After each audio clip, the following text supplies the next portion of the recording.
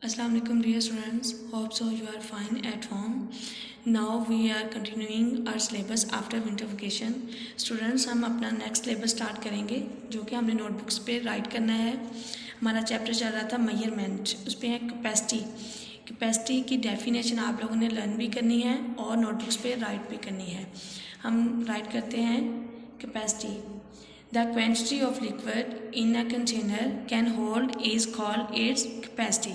Capacity होती है मिकदार, किसी भी कंटेनर कोई चीज़ है उसके अंदर जो है वो कितनी मिकदार किसी चीज़ की आती है उसको कैपेसिटी बोलते हैं.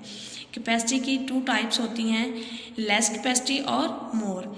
लेस जो होगी, अब एक कप है, छोटी चीज़ है, उसमें लेस मतलब कम चीज़ आएगी और इसकी अकॉर्डिंग आप अगर कोई बड़ी चीज़ लेते हैं जैसे मग लेते हैं तो मग में कोई चीज़ ज़्यादा आएगी तो उसको हम बोलेंगे मोर कैपेसिटी. लेस कैपेसिटी और मोर कैपेसिटी आप लोगों ने इसको अच्छे से लर्न भी करना है और राइट भी करना है. ओके, थैंक यू, अल्लाह हाफिज़.